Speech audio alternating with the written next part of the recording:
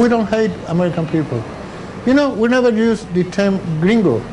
Miguel Alejandro Figueres represents the Cuban Ministry of Tourism. He'd prefer you look past Cuba's politics and see its potential. He says Cuba's doors are open for American travelers, but it's too bad that the U.S. government won't let you come in.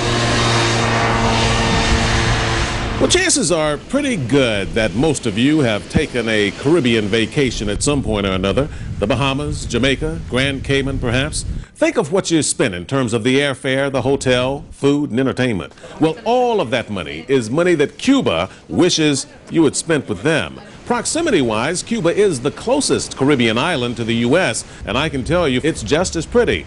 Too bad you can't go see it for yourself. Not anymore. Of course, there was a time when Cuba was America's Caribbean playground, but the U.S. embargo and the travel ban there stopped that more than 40 years ago. Hello. In 2006, more than 2 million tourists took their vacations in Havana, mostly from Europe, Spain, and Canada. In fact, did you know?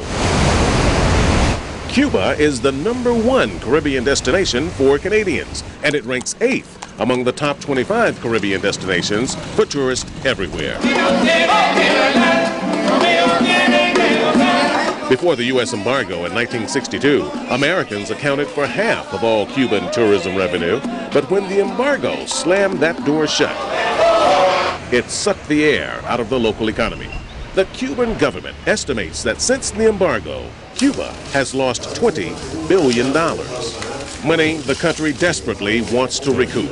Well, we started to receive tourists at the early 80s from Canada, Europe, and then we saw an opportunity there.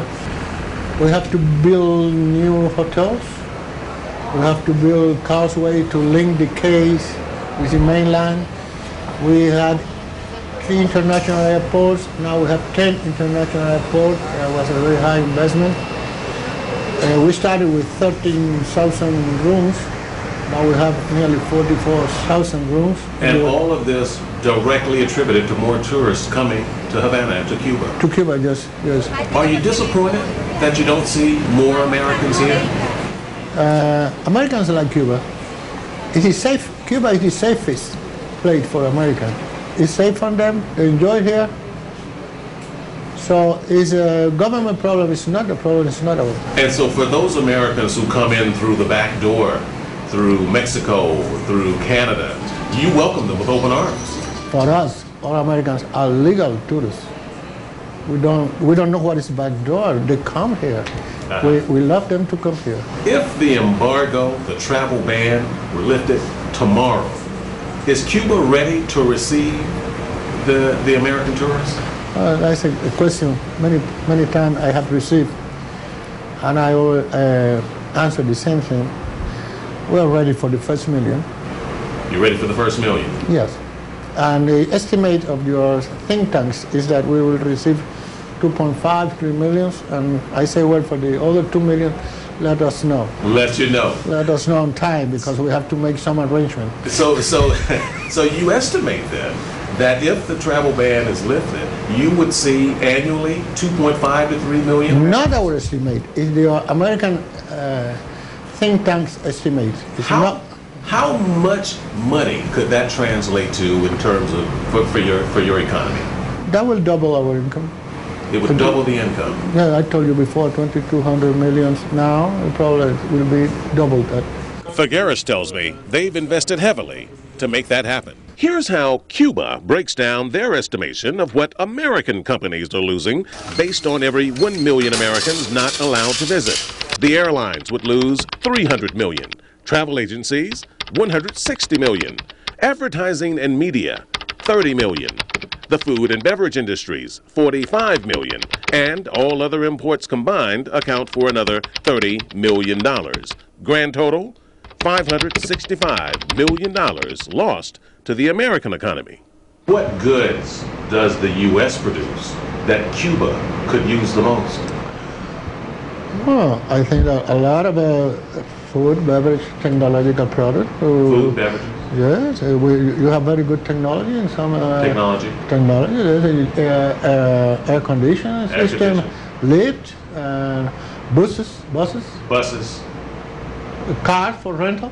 cars for rental. Your auto system could use improvement. Yes.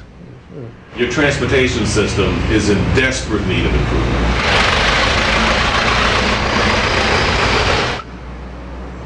Yes, in general, it's right, but we have our own system, transportation system for the tourist industry. We have companies specialized in tourist transportation. Let me come back to something. What does Cuba produce that the U.S. could benefit from most? Citrus, for example. Citrus. Nickel. We are the third or fourth producer of nickel and cobalt in the world right now. Do you hope for the day that the travel ban can be lifted, that your doors can be open? Some days, we know that sooner or later that will happen. Tell me finally, what is your golden rule for tourism in Cuba? Quality. Quality. And you think you will be competitive? Now, that is the golden rule we have been using for the last 15 years. They have to produce with quality, with good prices, and on time. Time is very important for the tourist industry. Yes. And when and if Americans are allowed to come to Cuba freely, will they be surprised? I think it's a mistake. Pleasantly surprised? Yes, they will be very pleasantly surprised. You heard mention of Americans traveling to Cuba through the back door by way of Canada, Mexico, the Bahamas, or Jamaica. Last year, 36,000 adventurous Americans did that because the island is off limits. It adds to the mystique and to the allure. But you risk a heavy price for a bite of Cuba's forbidden fruit. If you're caught, it could possibly cost you your passport and thousands of dollars in fines.